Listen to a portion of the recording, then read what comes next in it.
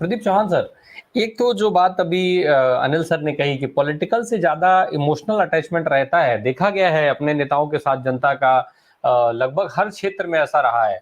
और इस लिहाज से अगर देखें तो कल्पना सोरेन और सुनीता केजरीवाल का स्टेज पर इंडिया गठबंधन के मंच पर मौजूद रहना कितना इम्पोर्टेंट है, कितना फेवरेबल है। साथ में अरविंद केजरीवाल की गिरफ्तारी की जो जहां तक बात है, क्या माना जाए, क्या अभी जो इंडिया गठबंधन की रैली है, जिस तरीके से वहां पर एक एक उदाहरण के साथ चीजें समझाई गई, उसके बाद क्या माना जाए कि भाजपा के लिहाज से अगर देखें तो अरविंद केजरीवाल की गिरफ्तारी का कदम किस तरफ जाता हुआ दिख रहा है चुनावी लिहाज से?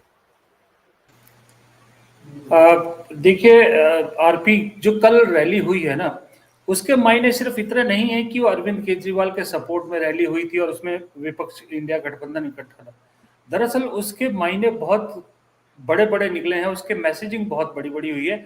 सबसे बड़ी मैसेजिंग तो ये हुई है कि जब केजरीवाल के सपोर्ट में ये रैली हो रही है और वो केजरीवाल जो सोनिया गांधी की गिरफ्तारी की मांग कर रहे थे, उनकी गिरफ्तारी के खिलाफ जो इकट्ठे हुए हैं, उसमें पूरा गांधी परिवार उस स्टेज पे था। राहुल गांधी, प्रियंका गांधी, सोनिया गांधी। ये एक बहुत बड़ी मैसेजिंग थी कि जब इतनी बड़ी चीजें भूल कर पूरा परिवार अगर केजरीवाल के साथ खड़ा हो सकता है, तो इसका मतलब जो कहा जा रहा था ना कि इंडिया गठबंधन बहुत कमजोर है, अंदर फूट है, वो सब के सब विराम कल लग चुका है उस चीज को। दूसरी चीज ये कि कल आपने दो नाम लिए, सुनीता केजरीवाल और मिसिस सोरेन की, कल्पना सोरेन की, लेकिन जो कल स्टेज पे जितनी महिला शक्ति मौजूद थी, आप उन सब को देखिए कि उस महिला शक्ति ने पुरुषों से ज्यादा अटैक किया।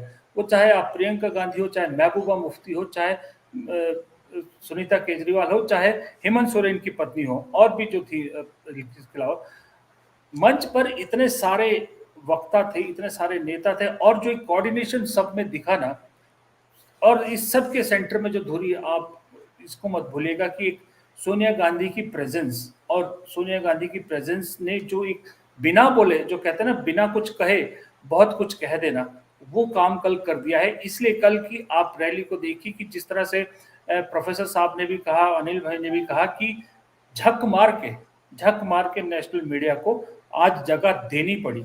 आप, मैं सुबह अखबार देख के हैरान हुआ कि जितना कवरेज मोदी की रैली को दिया गया मेरठ में, उतना ही इस इंडिया गठबंधन की रैली को भी मिला था। जवाब के तौर पे बराबर स्पेस मिला है। तो इस तरह से मजबूर किया जा रहा है। और दूसरी बात, इससे एक चीज और निकल के आई कल के जो गठबंधन की महारैली थी, कि जो एक विपक्ष के जो इश्यूज हैं, वो कहीं ना कहीं अब लोगों तक पहुंचने लगे हैं। लोग अब समझने लगे, जो कांग्रेस और जो बाकी पार्टी जो कोशिश कर रही है ना कि इस बार चुनाव ऐसा बनाया जाए कि बीजेपी के खिलाफ जनता लड़े, उसमें एक थोड़ी सी कामयाबी होती नजर आ रही है कि जनता के बीच में अब ये बातचीत तो होने लगी है कि भाई क्या प्रॉब्लम है। चुनाव के दौरान ही क्यों अरविंद केजरीवाल को अरेस्ट करना था, चुनाव के दौरान ही क्यों खाते सीज करने की जरूरत पड़ी थी। और ऊपर से आज इंडियन एक्सप्रेस जैसे अखबार में कितना बड़ा आर्टिकल आया, जब पुराने 3 सीईसी के वक्तव्य है जिसमें वो कह रहे हैं कि ये चीजों को चुनाव आयोग चाहे तो पूछ सकता है कि 2 महीने बाद अगर ये सब होता तो क्या फर्क पड़ता। और आज कोर्ट ने जो है वो कांग्रेस वाले मामले में कर भी दिया इस चीज को लेकर।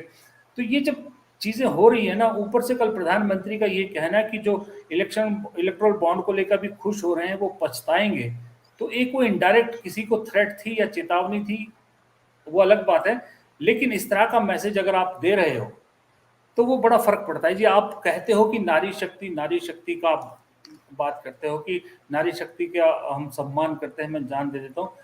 एक तरफ कल नारी शक्ति मंच से आपके खिलाफ खुल बोल रही है कि किस तरह से उनके पतियों को निशाना बनाकर, दूसरी तरफ उसी नारी शक्ति का राष्ट्रपति के रूप में आप अपमान करते हो, जब आप बैठे रहते हो और देश की प्रथम महिला खड़ी है, राष्ट्रपति खड़ी है आडवाणी जी के घर पे।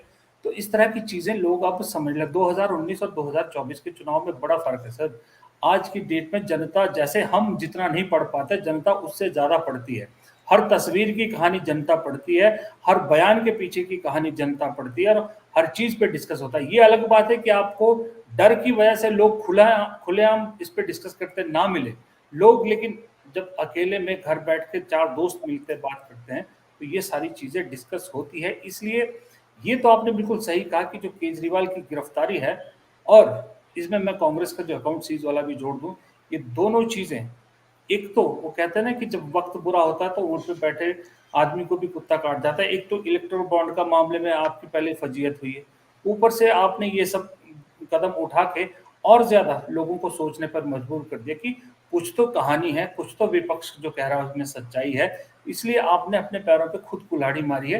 ये केजरीवाल की गिरफ्तारी बहुत भारी पड़ने वाली है जी। प्रदीप चौहान सर, आमतौर पे ये देखा जाता है, अभी तक वही आप लोगों ने बहुत सारे चुनाव कवर किए हैं, मैंने भी काफी सारे चुनाव के बारे में पढ़ा है, डिटेल से सब चीजें जो पब्लिक डोमेन में उपलब्ध है उसको पढ़ने की कोशिश और समझने की कोशिश की जाती है। अभी तक के जो चुनाव में दिखता है, चुनाव जो है वो नेताओं के जन समर्थन के साथ, चुनाव जो है वो पार्टियों के विजन के साथ, पार्टियों के पास जो है वो देश को, समाज को देने के लिए क्या है, भविष्य में वो क्या काम करने जा रहे हैं, इस पर अगर पार्टी सत्ता में है तो सरकार के कामकाज पर होते रहे। लेकिन इस बार जो चुनाव है उसमें एक जो सबसे बड़ा बदलाव देखा जा रहा है कि सत्ताधारी नेताओं या सत्ताधारी दल के या सरकार के कामकाज की बजाय एजेंसियों की सक्रियता ज्यादा है, चाहे वो ईडी हो, सीबीआई हो, आईटी हो, ये एजेंसियां ज्यादा सक्रिय हैं।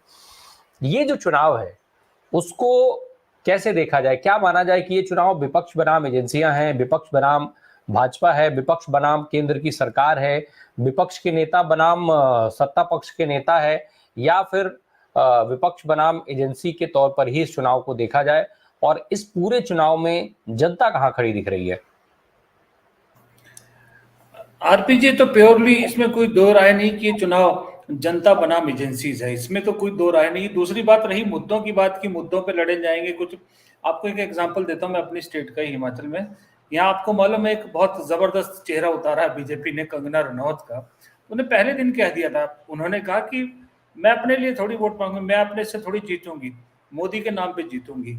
तो जब कैंडिडेट जब खुद कह रहा है कि मोदी के नाम पे जीतूंगी, मोदी जी जिताएंगे, मुझे उनमें रामचंद्र जी का अवतार नजर आता है, तो फिर मुद्दे कहाँ है? मुद्दे तो है ही नहीं कहीं पर।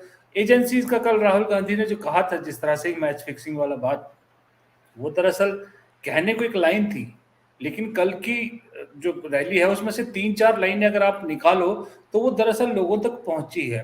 एक मैच फिक्सिंग वाली लाइन निकली, एक जो उद्धव ठाकरे वाली की तड़ी पार वाला जो नारा उन्होंने दिया वो निकली है। तो ये सारी चीजें जो है ना, अब ऐसा कब होता है जबकि चुनाव के दौरान जो भाषण दिए जाते हैं उसमें ऐसी चीजें निकल जाती है। इसमें तो मास्टरी पिछले 10 साल से हमने प्रधानमंत्री मोदी की देखी थी।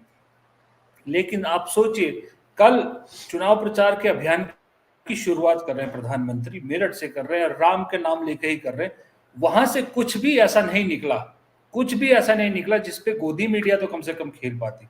बाकी तो छोड़िए, अगर हम अपने पत्रकारों की जबान बोले, गोदी मीडिया को भी कुछ वहां से नहीं मिला। तो जब चुनाव प्रचार की शुरुआत एक तरफ इस तरह की और दूसरी तरफ ऐसे हो कि दुश्मन को भी आपकी जो है वो जिक्र करना पड़े, तो वहां से फर्क महसूस हो जाता है। लेकिन कल मैसेज जो गया इंडिया रैली की कि एजेंसी बनाम हमारी लड़ाई है ये, तो ये जो आप अभी आज आपने जो मुद्दा लिया है केजरीवाल वाला, वो उसी से कनेक्ट करता है। और दूसरी बात, मुझे लगता है केजरीवाल की वाइफ और हेमंत सोरेन की वाइफ का उस मंच पे आना और उस मंच से अपनी बात कहना और 2 कुर्सियां खाली रखना, कल एक्चुअल में कल इस इंडिया रैली में ना, अगर आप सिंबॉलिक देखें ना, सिंबॉलिक बहुत कुछ चीजों को खेला गया। जिसने भी इसकी पूरी प्लानिंग की थी बहुत बढ़िया तरीके से की थी। एक रैली से कई संदेश देने की कोशिश की गई, सिंबॉलिक तरीके से चीजों को बहुत दूर तक पहुंचाने की कोशिश की गई। और ये कल क्लियर मैसेज हो गया कि लड़ाई इस बार, क्योंकि बीजेपी के पास मुद्दा नहीं बचा, राम मंदिर मुद्दा जैसे प्रोफेसर साहब ने बताया कि फेड हो चुका है। अब उसको लेके उसके आसपास जो इलेक्ट्रल बॉन्ड ने सब कुछ धो दिया। दरअसल अगर मोटे तौर पे कहा जाए कि इलेक्ट्रल बॉन्ड के मामले ने सारे मुद्दे धो दिए। तो अब ऐसे में सरकार के पास एक ही बचता है कि चुनाव लड़े तो एजेंसी लड़े और विपक्ष को एजेंसी से ही लड़ाया जाए। तो इसलिए ये चुनाव मेरी नजर में तो सीधा सीधा एजेंसी बनाम विपक्ष है। इसमें कहीं बीजेपी कांग्रेस या बीजेपी इंडिया का नहीं है लड़ाई। जी।